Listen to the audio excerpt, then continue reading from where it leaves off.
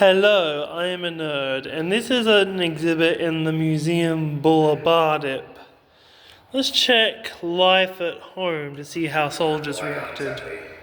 Speak to what it was like at home, but I know my wife wrote not just to me dying, but whether or not I was going to come home in the same man. Oh yes, she That's World War One. So many of our boys killed or wounded. I did constant fear for my sons.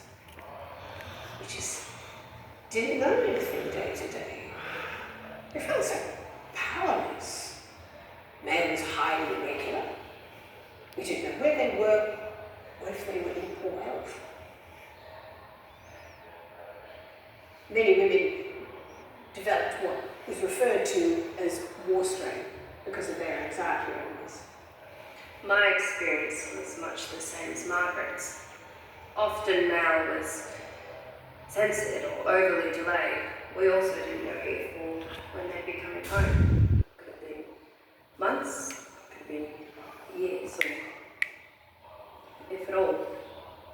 We had a pretty easy in comparison. We knew exactly how long we were conscripted for. I had 2 years in the army, 12 months tour in Vietnam. So the family could practically mark the date of my homecoming. And they also had a lot of access to news about the war. For the first time, it was beamed directly into Australian homes via television.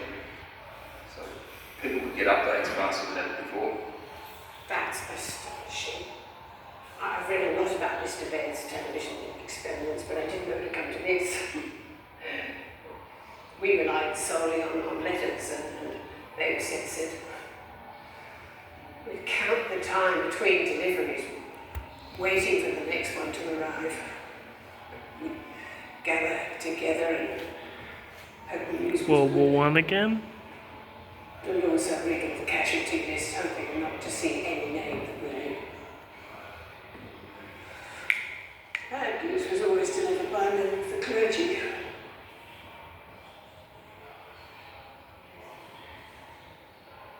I almost collapsed when I saw the priest walking up my driveway.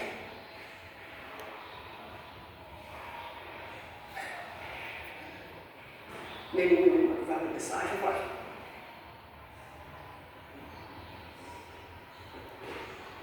Sorry for your loss, man.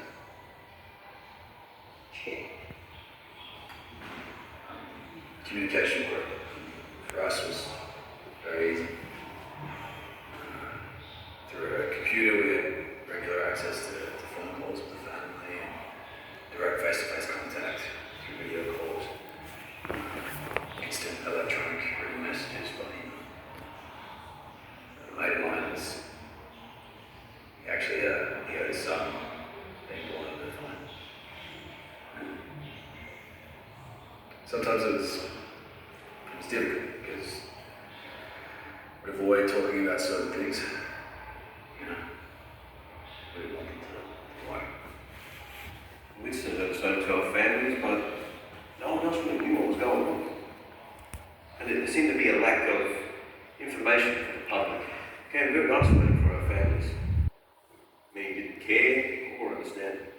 Well, that's awful. I can't even imagine. We were all too aware of the war.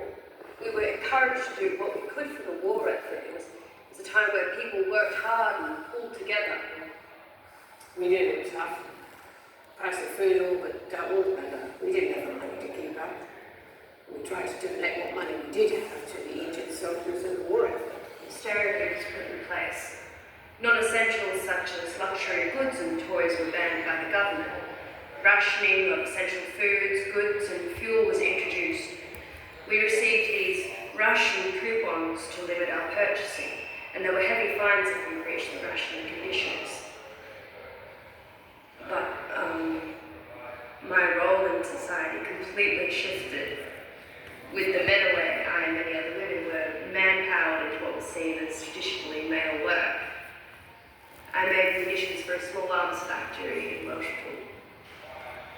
The work was really hard, but there was a sense of independence and freedom that came along with it.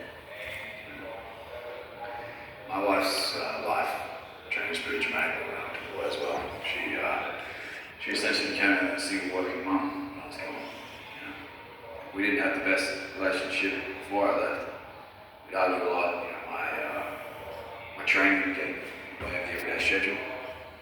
And the family moved around a lot as well, so she lost always supported